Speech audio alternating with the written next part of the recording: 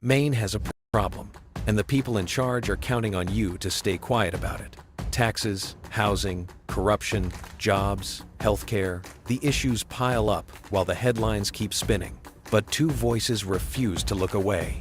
The Angry Citizen, the CPS Punisher. Maine Matters is the podcast that doesn't flinch. Real talk, real accountability, no filters. The truth about your state starts here. Miles apart. Same state. Same corruption. Same silent majority still whispering, someone should do something. We're done whispering. Two names on opposite ends of the same Maine map. One built the weapon, one felt the trap. CPS Punisher grinding code in the dark. Angry citizen watching the system leave its mark. Same courts, same lies, same rubber stamp lies, same families shredded while the state looks wise. They count on distance, they count on fear. They count on us staying quiet year after year. Tired of the posts, tired of the sighs, tired of someone should while the children cry. Complaining is free, action costs blood, but silence is the only real flood. Same state, same war, no more dividing lines. CPS Punisher and the Angry Citizen rise. No more fear of the retaliation game. Expose the heinous or the cycle stays the same. We're done telling Maine we're scared and small. We're done watching illegal acts stand tall. Commit, act, name it, burn the dark. This is the line, and we just crossed the mark. Illegal seizures dressed up as protection. Warrantless doors kicked in without objection. Due process treated like optional ink, while the machine keeps printing another black sink. They thought the distance would keep us apart, thought the fear would stop the beating heart, but every mile between us just made the fuse longer. Now both ends are lit, and the powder's stronger. No more I wish someone would. No more waiting for the next good mood. The state keeps moving because we stay still. That ends tonight, by force of will. Same state, same war, no more dividing lines. CPS Punisher and the Angry Citizen rise. No more.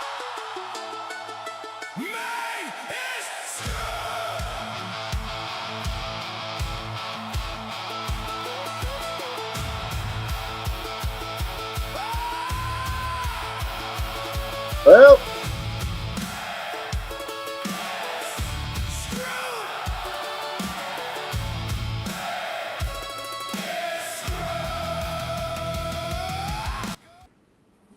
what's up there?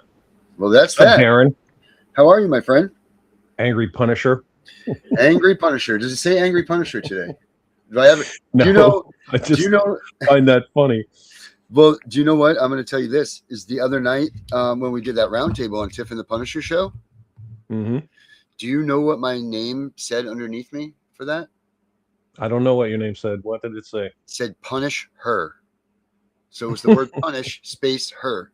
Somehow that got in there. So I was highly inappropriate for the guests that we had, but it went through and nobody noticed Yeah, it. So that's cool. Can't take it back. No, Immortalized no. on the internet forever. Yeah. Yep. You know, and even if you edit it, it's going to say edited version. So, you know, Yep. people will know that there was a Well, mistake. I mean, we would like to see our traitorous governor punished.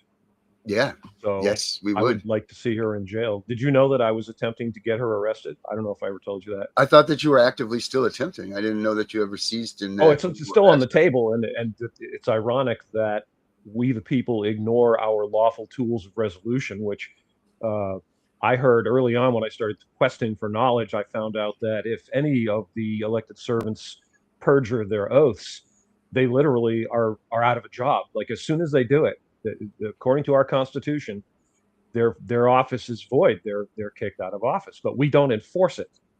Right. See, and when I was attempting to gather enough support to initiate some lawful actions against her, you'd be surprised how much opposition I got. There are people out there that love her. They just love her. I had an Impeach Mills sign, and I put it up in front of my house, and it got stolen. Well, that's because somebody loved the sign. I don't think that had anything to do with them showing their love for her. Okay. I think I'll take that. that's where I'm going to go with that one. All right. It's almost like you should have this sign in your yard right here.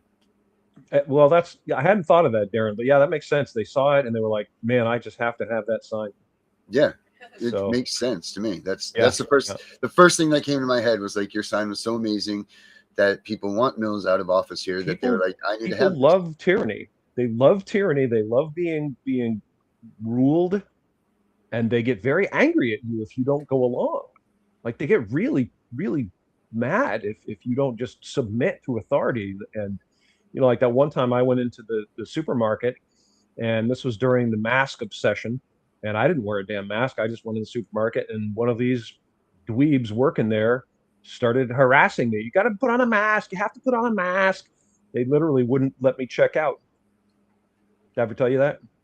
No, I did not. I was just Yep. looking to see if I had a mask available, because sometimes I do. I was going to put it on for some satire, but I think it's hilarious. There's one of the people that I met during the quest, and I interviewed him. I interviewed a bunch of people that were members of the SAG-AFTRA, the Screen Actors Guild, because they were all being told they had to accept the shot, the poisonous injection, and were blackballed if they refused. right. This guy's name is Chuck Slavin, and he actually ran for president of SAG-AFTRA.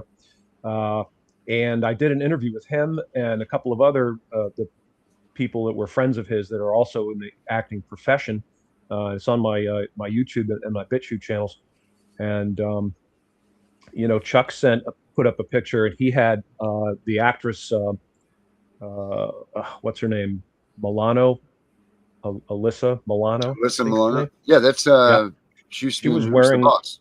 She was wearing a crocheted mask, dude. I'm not even kidding you. Oh. She's in a picture. Very with a mask effective. over her Very, face, very effective. crocheted.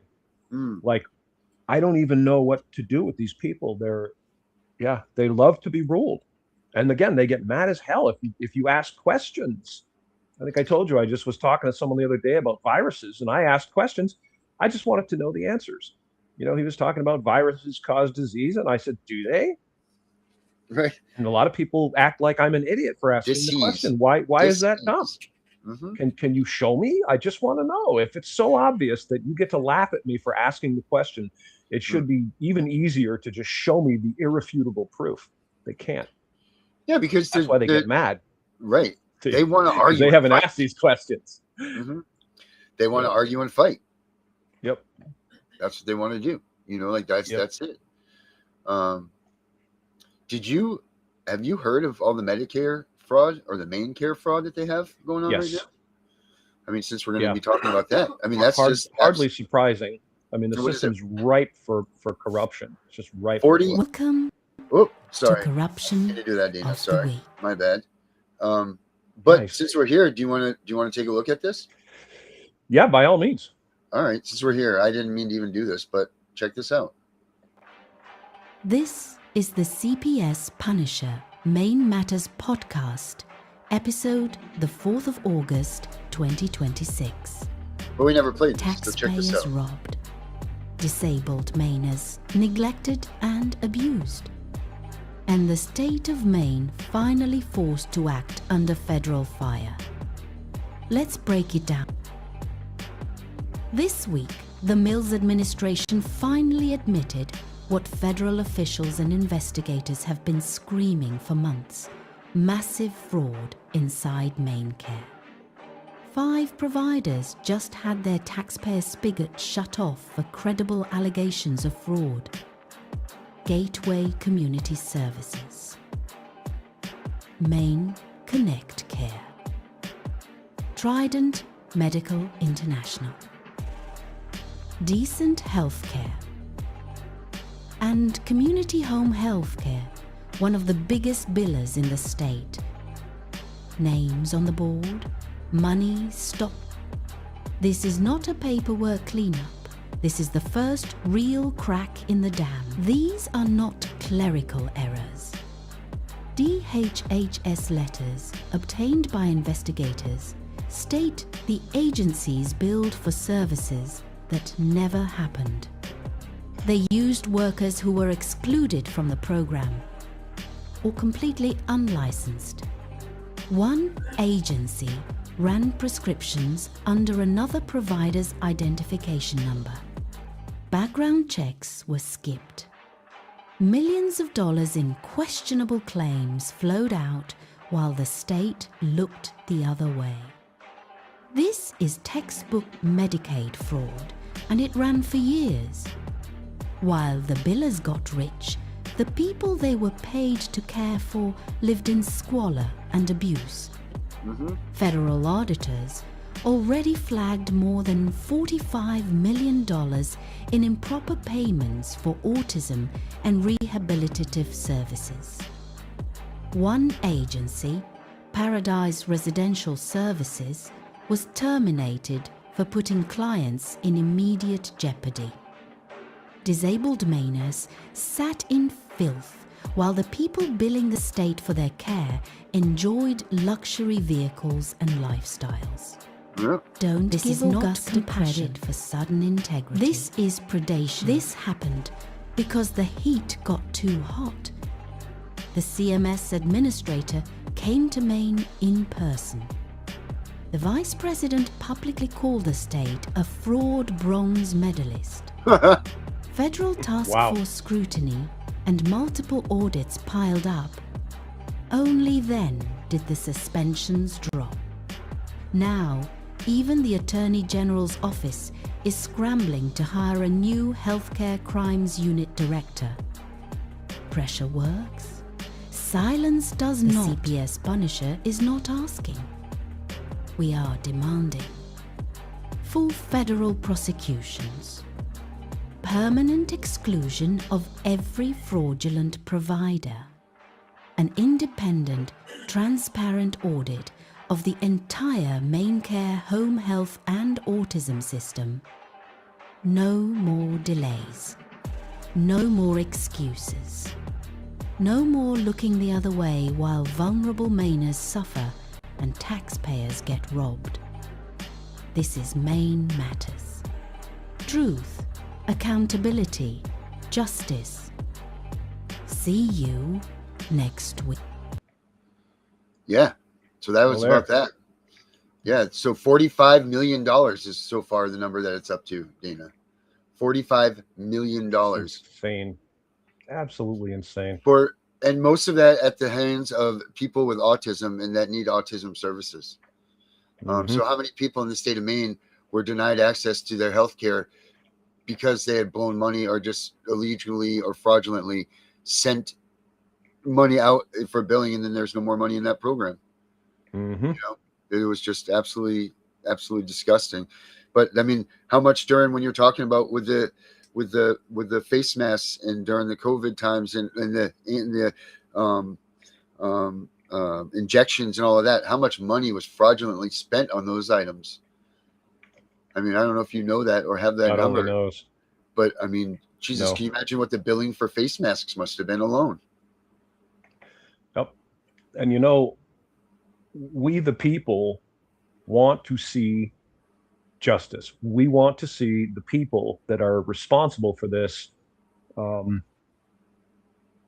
charged with crimes, because it's fraud. And I think that every penny that was paid out needs to be accounted for. And if someone stole money from we the people, they should be forced to pay it back with interest. Oh, Dana, that's federal money. That's federal money, buddy. That's federal money. Yeah, I hate that term. Can we give a quick explanation about how funding works? Would you Please. mind doing that? Would you mind explaining to everybody how this works? Well, basically, if for those who are not familiar, and I think this is pretty much common sense, is they take taxes out of us. They send the taxes to these various irresponsible organizations, and those organizations choose to use that money in some way. Some of it gets sent back to Maine for certain things. They call it federal funds, but it's taxpayer money. And I hate the fact that people keep using the term federal funds, federal funding, and acting as if somehow they're doing us a favor, sending us back our own money. Like, I take money from you, I take $50 out of your wallet, and then I give you back $10. And I say, here's $10, but I'm not going to give you the $10 if you don't do what I want. Because I know best. But I mean, I took from you. Right. And then, you know, some of the things are challenged by the state and others aren't. But I think it's at the end of the day, no matter what is done and how things are working, in this state, it all goes right to agent number one. This one right here in the top, right here above my head, Janet Mills. I mean, she's the boss, right? She's the boss. She's the one that controls all of this stuff. She's the beginning of the flow, and nobody besides you and maybe a handful of other Mainers have the gall to stand up against her. It's just scary, man. It's very scary. Well, and we're fragmented, Darren. You know, you and I have talked about this. Like when I first started trying to unite enough people into an angry coalition to do what we needed to do, I met lots of people, hundreds of people over the course of about a year, and numerous so-called patriot groups, and they will not work together. They would only entertain my presence when I was supporting them. If they had an event, if they had something they were trying to do, they wanted me to donate money, they wanted me to join their group, be a member of their group. Yeah. When I did the freedom rallies, the annual freedom rallies, I sent out a lot of contacts for that, and I got a return rate of about maybe 5%. Like 1 out of 20 people that I contacted responded to me in some way. And we are never going to get anywhere if that's how it's going to be. We have to work together. We got to unite, and let's not worry about whose group gets credit or who gets fame and glory. Let's worry about getting it done, taking back our state from these criminals and holding all of them accountable, and send a loud message. You get these people arrested and thrown in jail and charged with fraud, and then fined. You know, we want our money back. And we're gonna, if you have to work the rest of your damn life and work 5 jobs to pay back the money you stole, that's what you're gonna do. And imagine what would happen, the repercussions of that, right? Yeah. All the people thinking about shoving their hand into the till of taxpayer money would think twice about it, because they would know that there's a genuine risk that you will get caught and you will be punished, severely punished, as you richly deserve. But without a coalition, enough people working together, you know, we're swimming against the current. It's just, it can't happen unless we all get together. Like you said, you got to act. You know, it's easy to complain, Right. but you're complaining to the wind isn't going to help. You have to complain to the right people. You got to write letters. You make phone calls.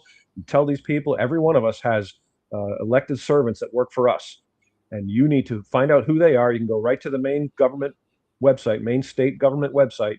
You can get their information, phone numbers. Okay, I have a bunch of them right here on my phone, and they know me. When my name comes up, they know exactly who I am. You're not blocked yet? Well, I have pretty good relationships with them, you know. Oh, good.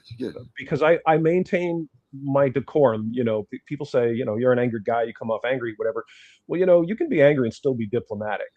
Mm-hmm. And that's where I go. And I'm factual too. You got to stick with the truth. Correct. So I call them and I say, hey, this is Dana, and I'm calling you about this issue. This is how I feel about it. This is what I expect out of you. And, you know, thank you for your time and attention. That we all did it, that would emerge very quickly that we all basically feel the same way. I don't know anyone that wants to have the government full of fraud and our tax money stolen. Right. Except the people doing it. Right. And then in which case, it's, well, whatever. They're on the chopping block anyway. It's disgusting. And how do they feel? How is it that, how much does the governor make, do you think, Dana? Do you know that the governor of Maine makes about 70 grand. No, I wonder what her net worth is. Good question. I don't know. Because what I want to know is, how do these politicians that make pennies on the dollar representing us, how do their bank accounts grow astronomically, especially while they're in office? It seems awful funny that a job that you're supposed to be devoted all this time with, and your salary all of a sudden is like, blah, blah, blah, or your net worth just continues to rise. I mean, that tells me that you're taking money from a special interest, or that tells me that there's a lot more going on than what meets the eyes. And I know that they drive up and down the road with the scare of God in them and all of this stuff. You know, the government officials, you know, the ones that are hunting the ICE people and all of that. But, you know, they're collecting dollars upon dollars upon dollars. But how are they doing that when they're salary based? Doesn't make any sense to me. Yeah. Well, I mean, we sort of know. I mean, it's pretty obvious. Like if you look at it on a national level, and you look at our senators and our congressmen that go to Washington, and they're all millionaires, Yeah. and they're making, what is it, like 170, I think, grand a year, which in my world, that's a ton of money, but I guess for a lot of people, maybe it isn't. I don't Yeah. know, but Yeah. they're all millionaires, and they all Yeah. make money on stocks. Somehow they always know what stocks to buy when. Um, and they arrange deals for themselves that they will, like, Barack Obama made some sort of deal with a book publisher, and when he got out of office, they gave him some giant amount of money to supposedly write his memoirs or something like that. It was ridiculously high, like $2 million or some ridiculous amount of money like that. They're always looking for ways to line their pockets, and they're good at it. They shouldn't be able to, um, Make money from other right. sources. Correct. Not while they're in I mean, office. I would agree with you. That's a controversial topic. It's been raised before, and it's been proposed by people that we should implement a system where when they're in office, they don't get to make money, like buying From and drawing selling from a system. stocks, Right. things like that. So, but I don't know. At the end of the day, I think we just need to elect the right people, and we need to lose our bias. Our biases are disturbing. The level of biases that we have are very disturbing. People align themselves with someone, and they vote for that person, and they praise that person, and then when that person starts doing things that are clearly not okay, the people that support them will not say, okay, you know what, maybe I made a mistake, right? Right. I thought Yep. this person was great, but then they did this thing, this clearly reprehensible Not thing, very or said right. this terrible thing, and I'm going to decry them. I'm going to condemn them for that because it was a terrible thing that they did or that they said, and we Mhm. send them back. And this is in my opinion, largely a result of this idiotic two-party system. And Mhm. and people get married to this system. They just love it. All my life, for I'm 63 years old, and all my life I've heard people telling, as soon as we get those Republicans in office, everything's going to be fixed. It's never happened. Never, ever, ever have we gotten Republicans in that office and controlling both houses, and a president who's a Republican, and had them cut all the outrageous fraud, waste, and corruption in our federal government. Never. They Right. just make it bigger. We're $40 trillion in debt, America. $40 trillion. It's like a Mhm. joke. It really is. It's like you can't make up a number that's that big. It's sickening and disturbing. We keep sending them back, so we got to stop doing that. It says, let me see here. I'm pulling up this article on World Wire. It says that Maine, this Democrat. So it says, after serving as a legislator in Maine, Janet Mills, this Democratic Party official, became Maine's Attorney General. Janet Mills was born in Maine on December 30th, 47. Her second term as Attorney General of Maine was under the gubernatorial administration of Paul LePage. She attended the University of Massachusetts, Boston, and the University of Maine in Portland. Through her marriage to Stanley Kuklinski, she had 5 stepchildren. During this time in the Maine Senate, her brother, Republican Party politician Peter Mills, served. As an assistant attorney general, Janet prosecuted homicides and other major crimes. In a few years, she was elected district attorney for Androscoggin, Franklin, and Oxford counties, becoming the first female DA in New England. In that role, Janet witnessed firsthand how the criminal justice system frequently failed victims of domestic violence. After frustration with the legislature's failure to act, Janet co-founded the Maine Women's Lobby to advocate for battered and abused women. She was elected to the Maine House of Representatives in 2002. Now, Janet Mills' net worth or net income is estimated to be between $1 and $5 million. She has Nice. accumulated so much wealth from her primary career as a politician. So, I mean, I know that DAs don't make that much. For sure. You know, so let's see. Did I tell you, Darren, did I ever tell you that I met her? No, you did not. Yeah, I met Janet Mills. So there was an event. I think it was at what's the college? I'll think of it. It was a university Bowden? setting. Bowden? No. Anyway, doesn't matter. It UNE? was Bangor, I think. Oh, okay. Nescom, There. maybe at Nescom. Okay. Anyway, so, and the conference was about addiction. And there were a bunch of people there. This was when Janet Mills was the Attorney General. And they had this panel with Janet Mills being one of these people. And they had a guy who was a reformed addict, a recovering addict. And they didn't let this guy talk. Like, he kept trying to talk and he kept getting cut off by other people. And I had a chance to talk to him after the conference was over, and he was very frustrated. He said, they didn't even want to hear what I had to say. Like, I'm the guy that's lived it. It's my life, and I'm trying to throw in my opinions and my thoughts on this, and they're just not interested in what I had to say. And he's right. And I will tell you, I got a very, very bad feeling from Janet Mills. She is creepy. And if you've ever met this woman, she radiates falseness. And I understand this is a characterization, and I try to stay away from characterizations that stick with facts, because that's, I think, important. But I will absolutely stand by what I'm saying right now. She does this weird thing where she blinks with both eyes all the time, like this. She does this winky blinky thing all the time, like this. It's very weird and creepy. She doesn't look you in the eye when she talks to you. She's just always looking away and looking around. Sign of a liar. Talking. Her smile felt very fake, very, very disingenuous. And there was a parade up north somewhere. I don't remember where it was, but she was in this parade, and a lot of people were really angry at her for the whole, shutdown, the so-called lockdown. Which, by the way, Maine and America, no governor has the authority to order you to stay in your home. I can't believe I have to say this to people. It's like a nightmare for me, honestly. No governor has the authority to order you to stay in your home. No governor has the authority to order you to close your business. Okay. And by doing that, they are perjuring their oaths, and they are automatically out of office. As soon as a governor does something that perjures their oath, they are no longer the governor. And we, the people, need to enforce that. So these people were very angry at her, rightfully angry at her. And she was on this float, and she was like smiling, like she was deliriously happy. Just so happy and waving at everyone. And people were standing on the side of the road screaming at her, screaming obscenities at her. And she had this huge smile. She was waving, hi, yay! I mean, she's Mills, she's wacky, man. She's a whack job. Oh man, she's so odious. She just disturbs me to even see her. Like, every time I see her, I'm revolted by her.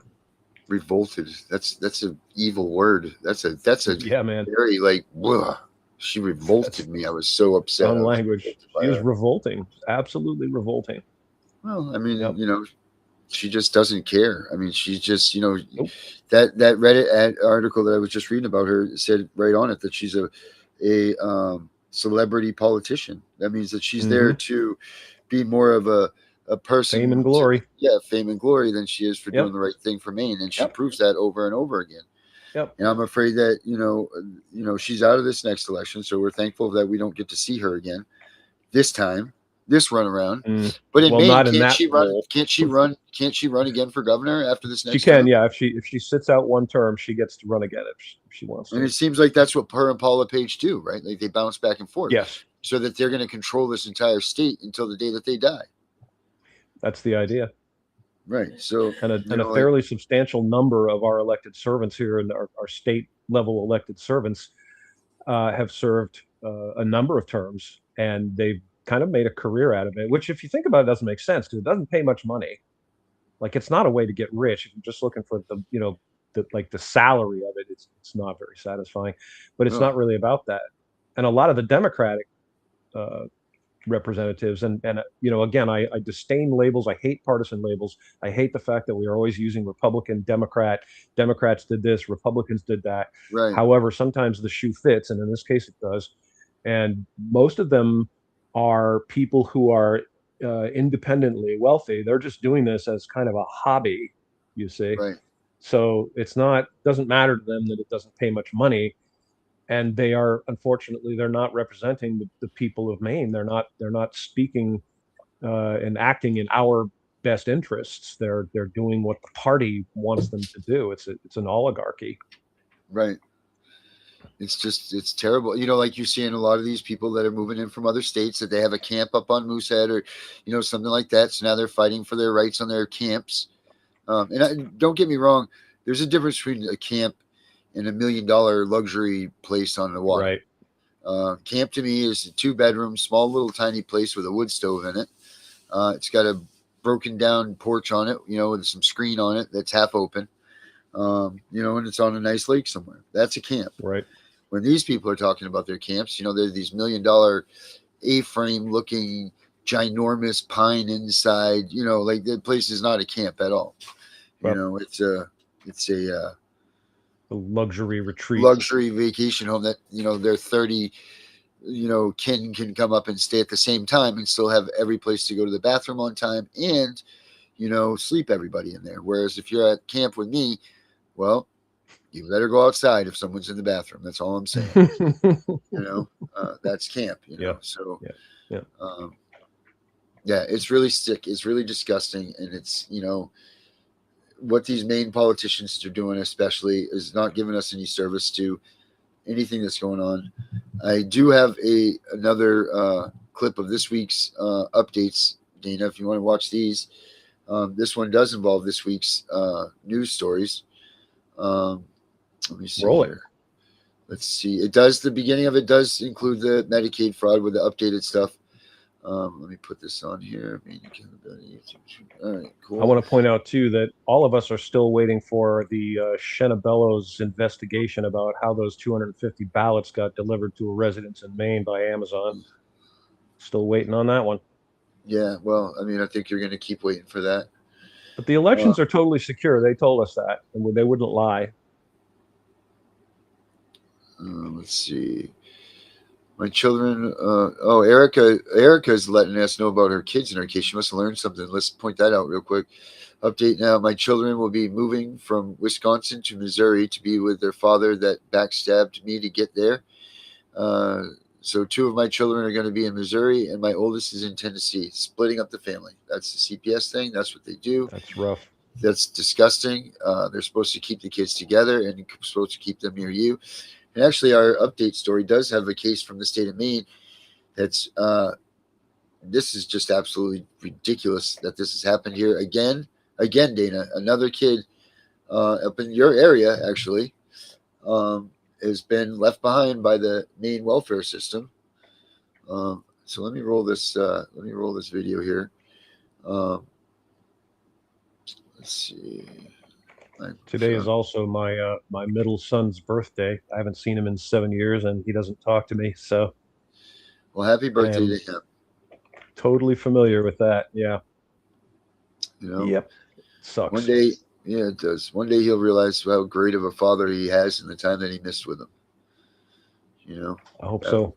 That's will be what happens. That's typically what does. I don't know your entire situation with that, but I know that a lot of it has to do with not that type of stuff, and it's not on you. I don't even know what I did, bro. He never even said at any point that I had done or said anything that he had a problem with. He just stopped talking to me right out of the blue. Doesn't it seem like there's a lot of that going on in this day and age with families just breaking apart for no reason? And I push that to this day and age, the hustle and bustle of how today is and how everything is, everything's so damn fast. We got to hurry. We got to do all this stuff. Everything's that way. And it's really too bad. Like if you do have a camp, do people even still go up to your camp? Like in the summer when it used to be family and everybody get together and, so on and so forth. And now it seems like all that stuff is gone, man. And it's really scary and it's sad that people are just so willing to drop their family in a moment's notice, and just for no reason, nor ever even to get the person to have a reason to speak back. I live it too, man. And it's really disgusting. But here's this week's news. $56 million in improper Medicaid payments. Maine's own auditors found it inside MaineCare. the state's Medicaid program. Providers kept billing. Regulators kept looking away. So the people did what Augusta wouldn't. 3,500 citizens signed on, demanding real inspections and escrow accounts for suspect payments. This week, the state finally opened the rulemaking door. Not because officials chose accountability, because citizens forced it. The Constitution doesn't ask government to police fraud, it demands it. If you live in Maine, submit your comment before the deadline closes. The people are not waiting anymore. A 10-year-old boy weighed 48 pounds when he died, starved, zip-tied, beaten, forced to sleep in a bathroom. His name was Braxton Smith of Bangor, Maine. His father pleaded guilty to murder, his mother and grandmother to manslaughter. This week, lawmakers unanimously ordered an investigation into how the system missed him. Did the state ever have contact with this family? Were reports missed? Did homeschooling hide the abuse? One senator asked the only question that matters. How was this allowed to happen? When government fails to protect a child, it has broken its most basic duty. Demand the investigation stays public and stays thorough. One contractor, over $1.2 million in judgments against him, Joshua Patouin, took homeowners' money and walked away from the job. One homeowner, Don Nason, was awarded nearly $169,000. Others are still fighting in court. Maine remains one of the least regulated states for residential contractors. The complaints keep piling up. The legislature keeps looking away. When the state won't protect the biggest purchase a family ever makes, it has failed its most basic duty. Property rights are not optional. They are the law. A 3-year-old was stuck by a discarded needle on a public riverwalk in Brewer. The police chief cleaned it himself, then found more. He refused to call it normal. He pointed to soft policies and needle programs that leave the danger behind. Add a police lieutenant accused of falsifying his own overtime. When accountability is selective, trust collapses. This week, Mainers signed petitions, forced investigations, demanded answers. The Constitution does not grant permission to look away. It imposes a duty. Life, liberty, property. We enforce them. So that's our week in Maine. Well said. Yeah. I want to go to the Braxton Smith boy. That's that just disgusting. Kills me. But that's the thing. That's, people talk about CPS. Well, where were they? Yeah. Why didn't they go to this kid? Why did they not help him? Or did they, and they didn't remove him? I mean, come on. The first sign of this would have been. I had heard, I don't know this is true or not, okay, but I have heard that they were in fact involved with the family. That they had some sort of reports about something and they were investigating or had investigated or something like that. I don't know. So I'd like to know if they were or not. I wouldn't be surprised. We both know they're very selective about what they do. Yep. Their enforcement seems very arbitrary, honestly, to me. Right. They just, Dana, there's the thing, and this is very sad, but they do pick and choose the kids that they take by adoptability. And if they do see a kid that was truly harmed and in these conditions, a lot of them just, we'll be back in a month or two and check on you, and that's it. And that's an unfortunate thing. That is very unfortunate, but that's part of the CPS game that's wrong, and that's why we need to get. I mean, I know that Maine just privatized it, put them out on their own, which makes it harder to have the oversight that they need. But as Mainers, we got to start pushing for our families, and not for more kids being taken, but more kids being taken care of instead, because they're not doing that. They're not doing that here in the state. They're not paying attention to it. They're not paying attention to any of the topics that the Mainers themselves are crying out about. I mean, it's just not happening. I mean, I don't know what's going on up in your neck of the woods, but it seems like a hell of a lot. We're down here in southern Maine where, we get the police corruption and all of that stuff. But it seems like maybe when people speak down here, they answer. But it seems like up there, when you go past Lewiston, it's like the Wild West. You know what I mean? And Maine's not listening. Yeah, well, it's rural. It makes it harder when there's so, few people um, in an area, and because the more people that speak out, the more they listen. It's just a fact. And so you have a sparse population. It's easier to get away with fraud and corruption. It's a tough nut to crack. But at the end of the day, it's the same thing. The solution is the same. The solution is we have to get involved. All of us have to get involved. And we got to stop worrying about whether it's a Republican or a Democrat, or whether they're black or white, or whether they're from Somalia or Lithuania. It doesn't matter. It just matters that they are doing bad Right. things. They need to be held accountable. The standard is very, very plain. Well, there's one thing. That's why I do, and I don't think it's ever been said directly. I don't know if it has or not. Maybe I missed it, but I'm pretty sure that's why Trump wears that purple tie. Have you ever noticed that? That Trump No. wears a purple tie? I'm pretty sure you think that's that's why. why? Well, red and blue makes purple. Oh, no, it could be. So I don't know. I mean, maybe we should. And if it doesn't, if that's not why, maybe we should start that position of get rid of the red and blue. Everything's purple. We're all red, white, blue. Something along those lines, because we need to stop the designation of your political party needs to be disbanded. That needs to stop. Like we need to realize that we are all Americans, period. Yes, that's what I'm saying. Constitutional Americans. That's you right. Want the Constitution to be in effect, or you would like to see it not be in effect. And I don't see why anyone would not want the Constitution to be in effect. It doesn't make any sense unless you like corruption. Yeah. And we got to make this clear again, Dana. What is the purpose of the Constitution again? And the Constitution is designed to let all of us, we the people, know what our rights are so that we can hold our government accountable. In other words, it doesn't give us rights. It tells us what they are so that we can keep the government in check. Right, because the government's just here to be a representation of us. Right. Yeah. They don't get to make these serve decisions. Us. Right. Government by the people, for the people. And if you look at how things go, when there's an election, what happens? Someone gets elected to an office, and what do? They immediately start doing what they want to do, right? Yeah.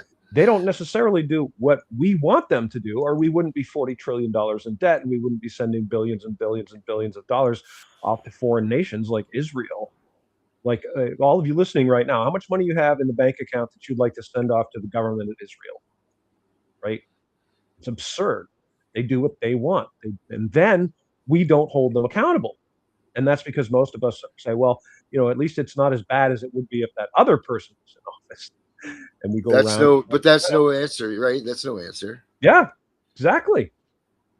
Exactly. And then when someone runs who really should get elected, we won't elect them. We won't vote for them because we're told they can't win because the two-party system tells us you can't vote for someone other than the lesser of two evils. Evil A and evil B, the douche and the turd sandwich. That's right, because you got to get some ungodly amount of like half a gajillion signatures on a ballot if you want to run or something like that. If you're not of the party or something, just astronaut. Right. Like you need more signatures than you do to actually win the election, I think, or something like that. Well, it's definitely a lot. I knew the number because I looked into it, but I don't remember exactly what it turned out. But yeah, it was just silly, silly, I think it's like a $500,000, isn't it? Not a $500,000, I think. For what now? You're talking like get on president? the ballot, to get on the ballot. Depends on the office. Does it? To be a senator or a congressman in the state of Maine? Yeah, it's thousands. Is it thousands? Yeah, it's some thousand signatures. So what's funny is you can be a write-in candidate by simply declaring your intention to be a write-in candidate. There's a form that you can get from the government of the state, and you just fill it out and you send it in. You don't need any signatures at all. So do you get the same? You probably don't get the same. I don't know if they're luxuries, but the same benefits of, running during that must be like a last minute thing, right? Or can you just say that you want to be a write-in and that's it? Yeah, that's it. You just fill out the form, you send it in, and then if you can get enough people to write your name on the ballot, you'll win. Yes. I thought about running for governor as a write-in candidate. I really gave it serious consideration. You would but do the problem right. is, I'm sure I know a lot of people would vote for me, and that's fine. The problem is that I would be blamed for the lesser of two evils losing. You see, Right, because so many people would vote for you instead of the right? They whatever call is you a supposed to prove. spoiler Yeah. Yep. if you do that. You're a spoiler. It's funny how you get vilified for doing that. Like you're doing something wrong. Okay, I don't know if you know who Ralph Nader is. Remember Ralph Nader? But yeah, But I Ralph remember Nader Ralph. ran for president. Yeah. Okay, and Ralph Nader should have been elected president if we the people were not such sheep. He was the obvious best choice for that position. Yep. He had no special interest backing.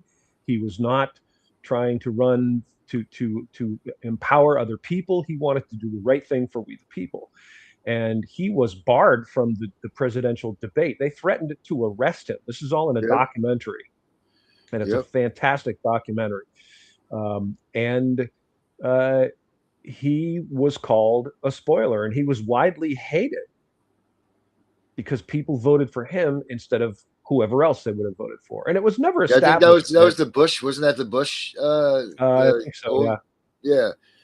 Yeah. And they did the same thing to Ross Perot too. Remember Ross Perot did that same Yeah. thing.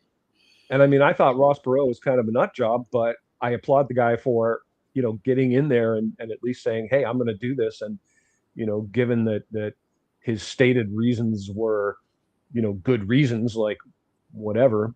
Well, But Ross yeah, Perot was the beginner of the Green Party, right? Wasn't that was he the president of no, the Green that was Jonathan someone or other. Anyway, it doesn't matter. The point is that if you run, if you're not in their little group and you run, you will be hated. They will absolutely hate you. And when you live in a people wouldn't state vote of for 3 me million because people, they're convinced that they have to vote for the lesser of two evils.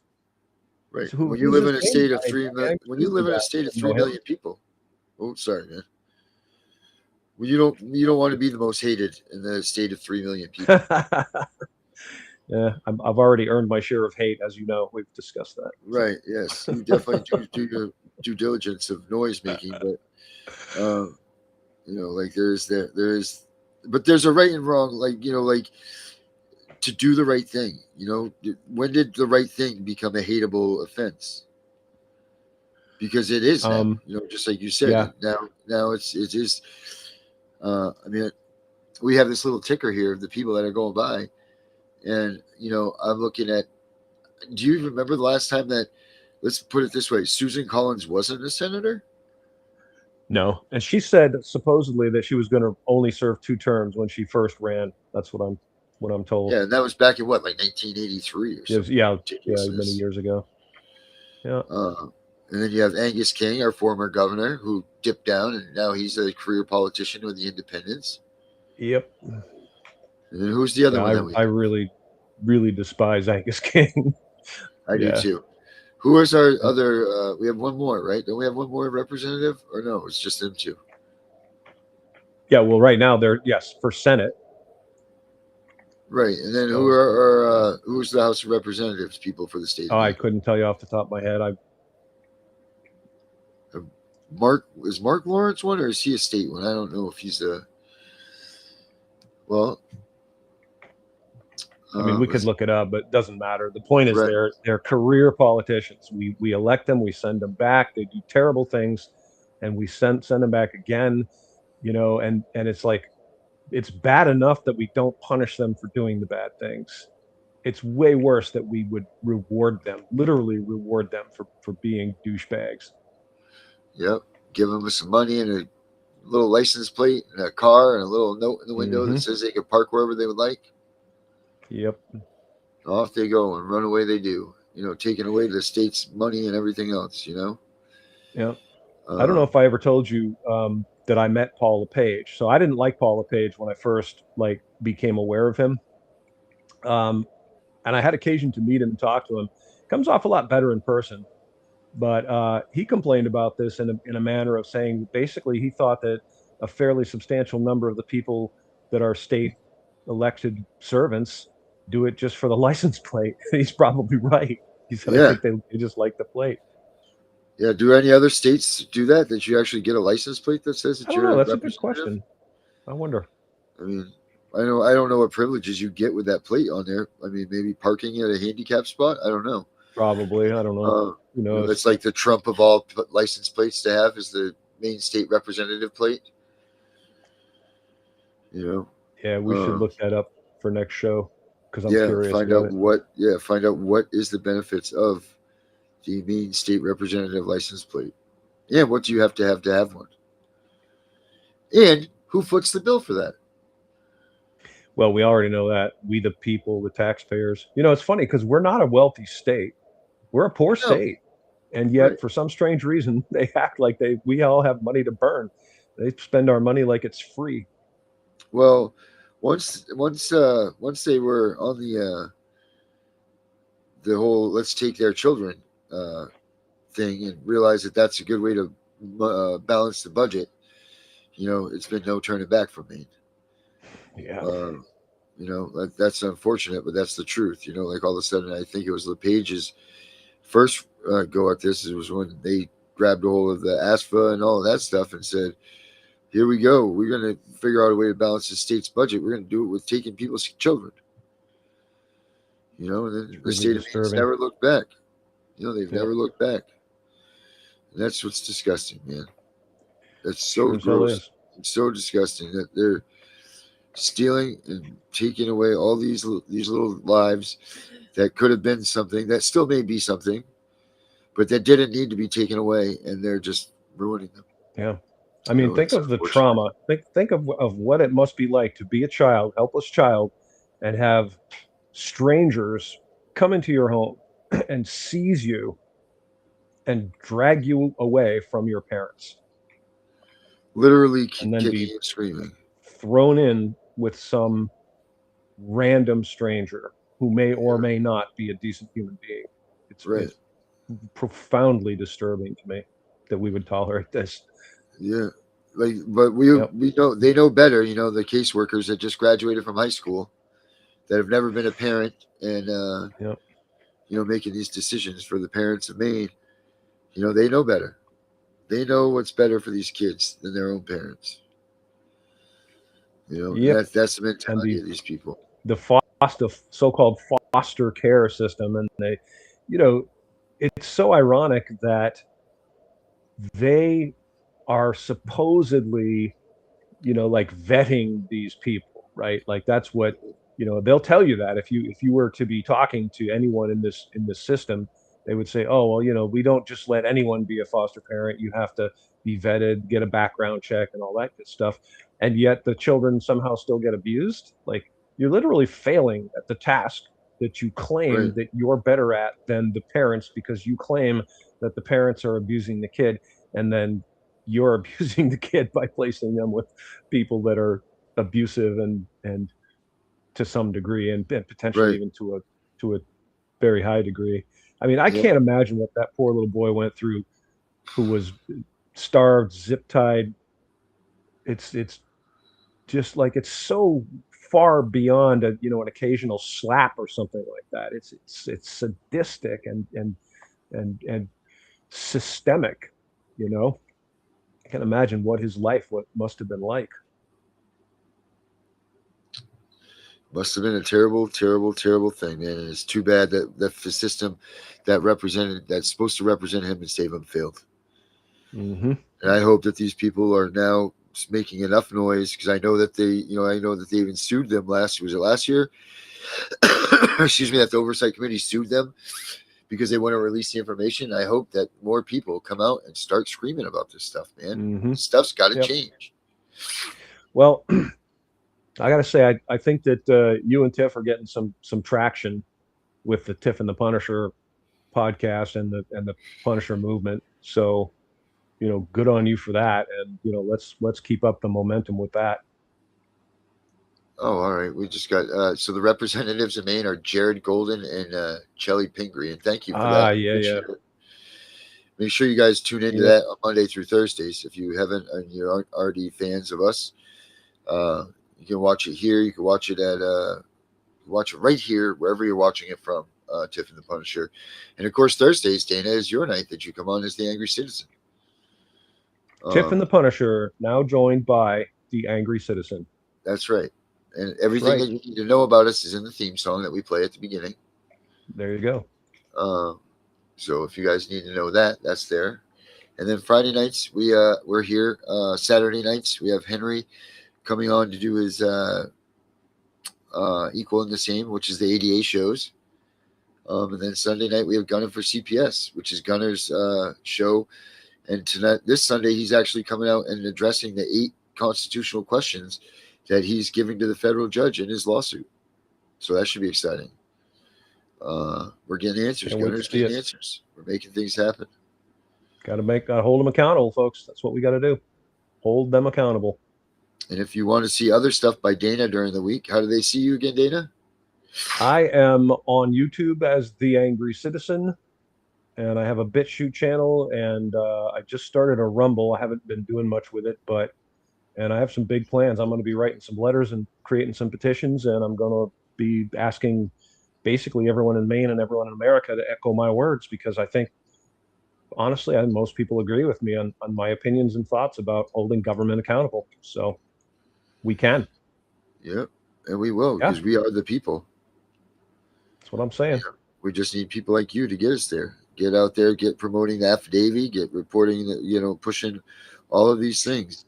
I saw something today. I know we're getting ready to be up on our time here, but I saw something today that someone was talking about the affidavit, and they were talking about that you have to make sure that you submit it into the right filing if you submit it into your court files. Do you know anything about that, Dana? No, because my experience with the entire affidavit process, I have never ever seen one rebutted, or I've never seen an occasion when it actually had to be used in court. So all the occurrences that I have seen of use of affidavits, which is mostly from my friends Jack and Margie Flynn, and they basically were able to get results without having to go to court, because the people, and it kind of makes sense, because the people know that you're right, and they know that you're willing to stand up in court and say that this thing that you're claiming is true, and they don't dare to go to court. Because you're swearing under the penalty of perjury, which holds a pretty substantial and stiff sentence. They can't rebut you, is the thing. Like, if you're speaking the truth and it's verifiable, the only way that they can disallow the affidavit is if you prove it wrong. Right. So if they can't prove you wrong, they don't have a leg to stand on. Right. And if they do lie about it, what happens to them? Well, then they can be charged with perjury. So, and that's serious, man. Perjury is a very serious crime. Lewis says there's always been denied. Well, Louis, we'll have to talk about that and see why your affidavits are being denied. There's a reason, or there's something wrong there, because they're not supposed to be able to. What does he mean by denied? Like, what do you mean? Like, they're refusing to accept them in the court system? Let's see if he gives us an answer on that one. Yeah, I'm curious about what specifically you mean. Yes, I am too, now that you say that. Well, he'll write it up there in a second. I mean, we got to all remember the courts are largely, if not entirely, corrupt, and they're going to use whatever tactics they can. They will do literally anything that they think they can get away with, and an affidavit is especially repugnant to them, because that is a sworn statement of fact made under penalty of perjury, and it tells them that you mean business, that you know what you're doing, and you're not messing around. You mean business. Well, it's a year in jail, right? A year in jail and a really hefty fine. Is not if you. I don't know off the top of my head. It is jail time. Yes, perjury is a jailable offense for sure. Let me look that up real quick here. If you lie on the affidavit, what happens to you? What the penalty is for that? While we wait for Louis to. Yeah, he said, "Okay, Louis, very nice. Yes, Dave, very vague, Louis, very very vague." But if they're denying your affidavit, there's a problem. So we could talk about that. Figure out what the hell you really mean. Yeah, that's another discussion. We should definitely have that though too, and I'll do a little more research into it. Right. Let's see here. See if I can help you out. What happens if you lie on an Affidavit. Drum roll. Lying on affidavit, a written statement signed under oath or penalty of perjury, is a serious legal offense. It can lead to criminal charges of perjury, steep fines, loss of credibility in court, and potential imprisonment. Perjury, because an affidavit is a sworn legal document, a deliberate lie on it is legally classified as perjury.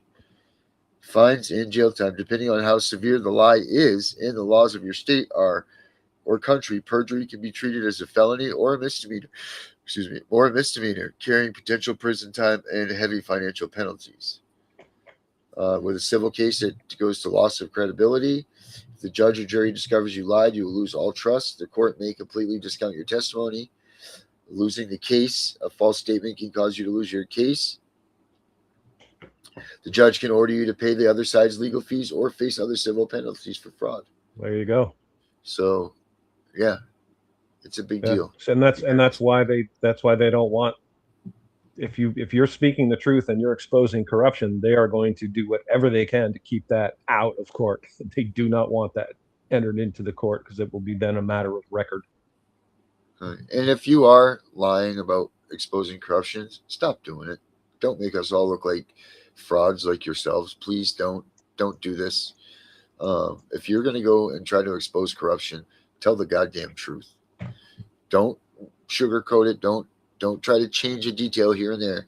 Tell the damn truth, because if you're going to lie, it's important. You're going to be just as corrupt as them, and you're going to make us that are really out here fighting this stuff look like a joke to them. So please make sure, if you guys are going to go up against that stuff, that you do hold the truth and hold your own irons in the fire, and make sure that the ones of us that are fighting too aren't looked at as chumps, you know. Amen. So, amen to that. Well, Dana. All right. We're done here for the day, I think. How do you feel about that? Good show. I'm feeling good. I think we're right. we're finally getting some traction. I think are. We might actually, I might actually live yet to see some of these people held accountable and put in jail where they belong. Awesome. Excellent, everybody. Well, thank you all so much for joining us. We'll be back next Friday for Maine Net. Have a good one, guys. I'm just as shocked as you are. I believe the president has learned his lesson. I would vote for him again, yes. I've been named the most bipartisan member year after year. I'm worried. I gotta stop this for a minute. So Hold on a minute. Same state. And I'll bring Dana out for this. Dana, I had run this song last week, and you said, what was this all about? Yes. So this is comments all made by politicians from the state of Maine. So everything that's going through here are all different verses from, from Quotes. Janet Mills. Yeah, from quotes from different politicians. Various politicians. Throughout the state of Maine. So that's what these words are. But now I need to change that. So I'm going to play this one instead. So have a good weekend, everybody. We'll catch you all next week. Until then. Thanks for watching, everyone.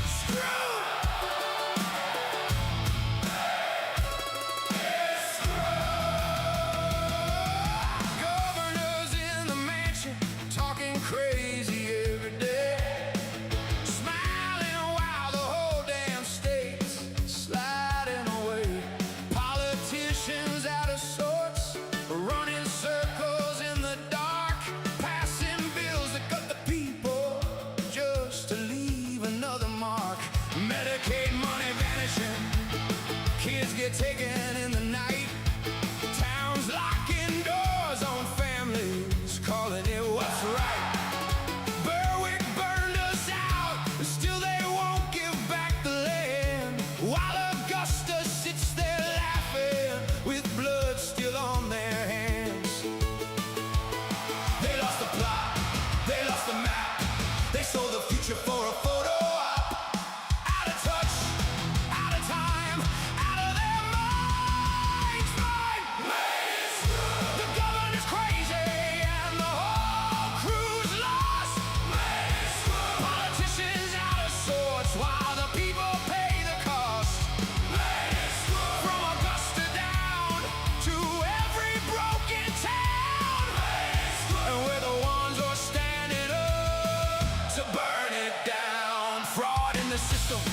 unions walking out the door. DHHS looking sideways while the bodies hit the floor. Contractors stealing, councils fighting in the light, while families lose their homes and nobody makes it right. They talk about progress with a straight face and a grin, but the state's on fire and they're still just fanning the wind. Whoa, we found a federal case, they're still denying every claim. Same old machine, same old lies, same old dirty game. They lost the plot, they lost the map, they sold the future for a photo. Out of touch, out of time, out of their minds. Maine is screwed. The governor's crazy and the whole crew's lost. Maine is screwed. Politicians out of sorts while the people pay the cost. Maine is screwed. From Augusta down to every broken town. Maine is screwed. And we're the ones who's standing up to burn it down. They thought we'd stay quiet, they thought we'd just comply, but every